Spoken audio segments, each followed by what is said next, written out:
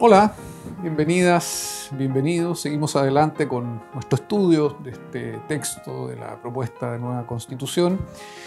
Hoy día vamos a hablar de un tema quizás un poco general, pero que es importante y particularmente importante en la forma como está quedando redactada la nueva Constitución. Junto con una serie de reglas constitucionales, los textos de las constituciones suelen incorporar algo que denominamos principios. ¿Cuál es la diferencia? ¿No es cierto? ¿Cuándo hablamos de una regla y cuándo hablamos de un principio? De una manera que sea relativamente comprensible. Hablamos de una regla cuando lo que nos dice la Constitución nos da inmediatamente una idea de un cierto requisito, de un cierto comportamiento, nos permite representarnos inmediatamente qué es lo que tenemos que hacer. Lo estoy diciendo en términos muy generales, ¿no es cierto? Por ejemplo, si se dice que presidente o presidenta tendrá que ser elegido o elegida por votación popular, nosotros entendemos a qué se refiere eso. Habrá algún procedimiento en el que podemos emitir nuestro voto, ¿no es cierto?, y participar en la elección de presidente o presidenta. Pero en el caso de lo que llamamos principio, a veces no es obvio. Por ejemplo, uno de los que vamos a comentar, la definición del Estado como un Estado social de derecho, podemos decir que tiene en general la estructura de un principio, porque si a mí me dicen el Estado es un Estado social de derecho, así de buenas a primera, no sé usted, a mí, como que no me dice mucho de buenas a primera, de qué es lo que tengo que, o qué es lo que debo hacer. Entonces, esta idea de los principios se refiere a la expresión de ciertos componentes de cosas que a lo mejor se van a considerar valiosas, pero que no me es fácil a primera vista o a primera lectura saber qué es lo que debo hacer con esto, ¿no es cierto? Uno podría entonces preguntarse, bueno, ¿por qué consagrar principios? Si obviamente la regla es mucho más clara o me indica mucho más fácilmente qué es lo que puedo hacer. Bueno, curiosamente aquí la respuesta va en dos direcciones opuestas, ¿no es cierto? Uno podría decir que es inconveniente consagrar principios. ¿Y por qué es inconveniente consagrar principios? Porque si una regla como, ¿no es cierto?, el Estado social de derecho o el principio del buen vivir no me dicen qué es lo que debo hacer, no me permiten saber qué es lo que debo hacer, bueno, se corre el riesgo de que el principio quede ahí y de que uno nunca pueda activar, nunca pueda darle fuerza, lo que los abogadas llamamos fuerza normativa a la Constitución en este principio, que el principio quede ahí como un material químico inerte, ¿no es cierto?, que no reacciona con nada.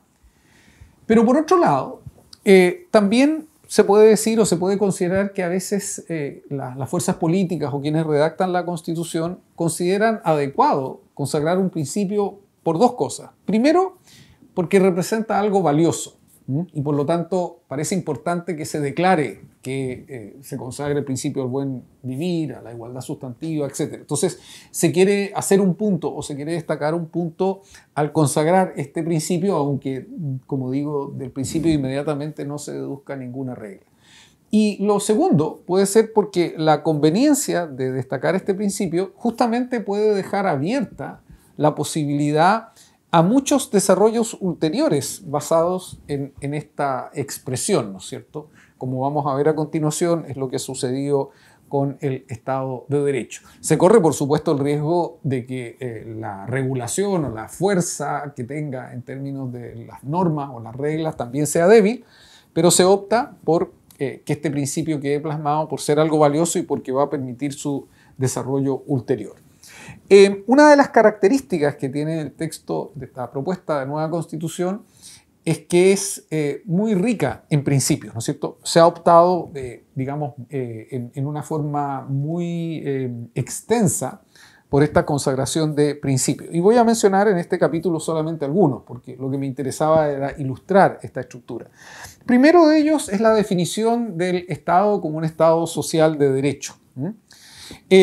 El Estado social de derecho es un término que surge en Alemania y que luego se ha difundido a muchos otros sistemas constitucionales, tanto europeos como latinoamericanos, y que lo que quiere decir o significar, ¿no es cierto?, esta idea, este principio, es que originalmente el Estado, ¿no es cierto?, va a ser un Estado que va a estar regulado por el derecho, que esta idea del Estado de Derecho, que va a tener una finalidad que es velar por la persona, Luego vamos a tener una segunda etapa en que este Estado, que está regulado, constreñido dentro de un marco del derecho, además tiene que ser un Estado que permita la participación, lo que llamamos Estado democrático de derecho, y luego en una etapa ulterior un Estado social de derecho, en que no solamente se incorpora el elemento jurídico, legal del derecho, no solamente se incorpora el elemento de la participación, sino que también se incorpora una función en que el Estado tiene que actuar sobre la sociedad y sobre las relaciones sociales para permitir el despliegue, ¿no es cierto?, de ciertas condiciones que hagan que las libertades del Estado de Derecho y que la participación del Estado democrático de derecho se haga efectiva para todas las personas con independencia de su situación. E incluso se ha ido desarrollando un poco más, ¿no es cierto?, ha adquirido un dinamismo propio. En estados como Alemania, donde la ley fundamental de Bonn de 1949 no tiene muchos derechos sociales, el Estado social de derecho ha sido el respaldo constitucional del sistema de derechos sociales, ¿no es cierto? La Constitución alemana no tiene un despliegue muy amplio de derechos sociales, de derecho a la vivienda, de derecho al ingreso mínimo garantizado, etc. Pero lo que le ha dado un respaldo a nivel constitucional justamente ha sido la cláusula de la ley fundamental que dice que Alemania es un Estado federal, social y democrático de derecho, ¿no es cierto? Eso para saber un poco qué función cumple. ¿Qué función va a cumplir en nuestra Constitución? La verdad es que aquí se plantea una pregunta, porque de los derechos y de los principios, de los demás principios y de los derechos que contempla la propuesta, queda muy poco margen para que uno diga que la idea de Estado social de derecho va a aportar algo más.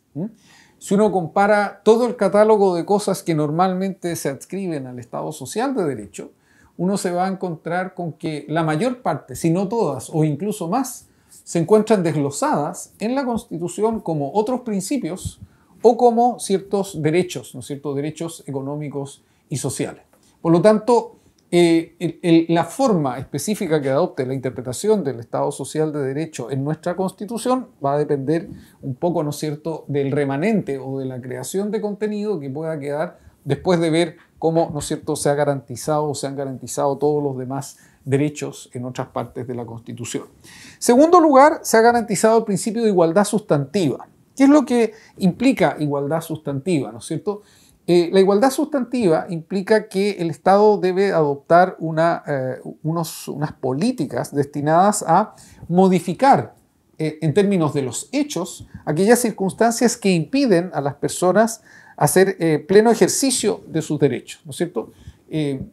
Si uno quiere, en la visión más tradicional, los derechos se consagran como garantías que tiene el individuo, pero si hay diferencias en la realidad, si hay diferencias en los hechos, bueno, cada uno ejerce los derechos que se le otorgan de acuerdo a las condiciones en las que vive. La idea de igualdad sustantiva apunta a que el Estado tiene que incidir en esas condiciones en las que uno vive para que el ejercicio pleno de todos los derechos sea más o menos parejo, ¿no es cierto?, sea igualmente alcanzable por todos los miembros de la sociedad. Luego, un principio que está tomado de culturas de pueblos originarios, ¿no es cierto?, no solamente aquí en Chile, sino que a lo largo, por lo menos, de todos los pueblos originarios del mundo andino, que es el principio del buen vivir, y que pone un énfasis o cambia quizás un poco el énfasis tradicional de las constituciones centradas en la persona, porque aquí la idea del buen vivir implica que se reconoce que hay un equilibrio armónico entre las personas, la organización social y la naturaleza. De alguna manera, esto, y hay otras disposiciones constitucionales que van también en esta dirección, va a la idea de que el desarrollo económico quizás puede ser matizado a partir de la relación más armónica con la naturaleza. O sea, podemos asumir que debiese haber menos desarrollo económico, quizás, si es que no podemos obtener un determinado nivel de desarrollo sin romper la armonía con la naturaleza, ¿no es cierto?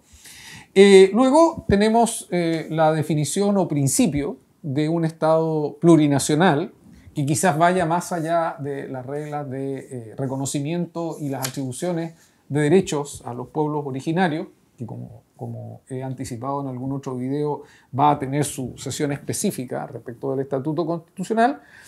Es un Estado ecológico. Nuevamente la idea, lo que uno podría entender aquí es que la protección de la naturaleza, respecto de la cual además se dice que tiene derechos, podría ponderarse con otros objetivos tradicionales del Estado, ya sea los derechos de las personas o quizás mejor el desarrollo económico o material, y el carácter intercultural del Estado.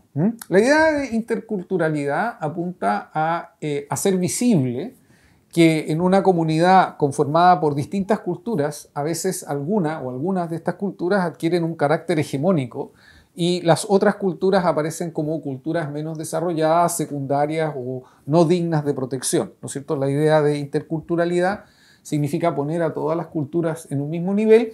Aquí lo raro es que se diga que el Estado es intercultural, porque en realidad la interculturalidad más bien se predica de las interacciones, o sea, que en las interacciones, y particularmente en las interacciones comunicativas, en las interacciones en que nosotros tomamos contacto con otras personas e interactuamos, las distintas culturas sean miradas desde una perspectiva de igualdad y no una cultura asumiendo un rol hegemónico respecto de otra. Salvo este tema, que es un tema, ¿no es cierto?, en que la interculturalidad debería ser más bien una cuestión adverbial que adjetiva. El sentido del principio de interculturalidad es este, ¿no es cierto? Y por último, un par de principios que pueden generar algunas dificultades, por ejemplo, el plurilingüismo. No solamente que se acepte que se hablan distintas lenguas, sino que la Constitución declara que las lenguas de los pueblos indígenas serán oficiales en sus territorios. Y eso, para que nos entendamos, ¿qué significa? Si yo tengo un territorio indígena, eso significa, por ejemplo, que los oficios y las resoluciones del ejercicio de las competencias de esos territorios, pues no van a estar en castellano. Estarán en mapudungún, estarán en aymara, en quechua, y obviamente que eso puede obviamente generar o va a generar la necesidad de un servicio público importante para poder hacer, ¿no es cierto?, todas las traducciones que sean necesarias para que podamos mantener la comunicación, suponiendo que seguimos formando parte de un mismo país. Entonces, el plurilingüismo es un tema que no solamente es difícil de pronunciar, como habrán visto en este video, sino que también plantea una serie de desafíos administrativos. Y por último, un principio que me ha llamado bastante la atención, porque parece ir en contra de muchas cosas que se han dicho respecto de el espíritu que anima la nueva Constitución. ¿Por qué? Porque en la actual Constitución, o en la Constitución de 1980, la vigente a la fecha en que todavía se corren estos videos, no hay nada que obligue al Estado a ser económicamente responsable, fiscalmente responsable.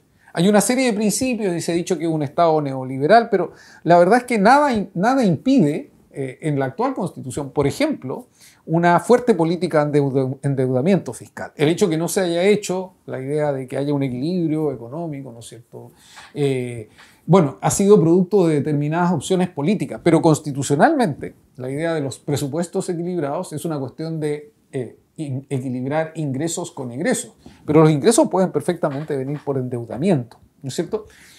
Entonces nada en la Constitución de 1980 impide políticas basadas en endeudamiento. Sin embargo, la propuesta de nueva Constitución limita bastante eso, porque parte de la base de que hay un principio de sostenibilidad y responsabilidad fiscal que dice que las finanzas públicas se conducirán de conformidad a los principios de sostenibilidad y responsabilidad fiscal, los que guiarán el actuar del Estado en todas sus instituciones y en todos sus niveles. Interesante, porque desde el punto de vista económico, esto puede considerarse más restrictivo de opciones políticas, de política económica, que lo que tiene la Constitución actual.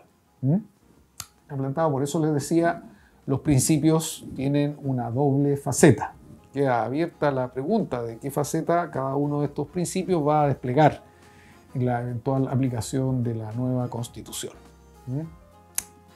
Queda la duda. Nos estamos viendo.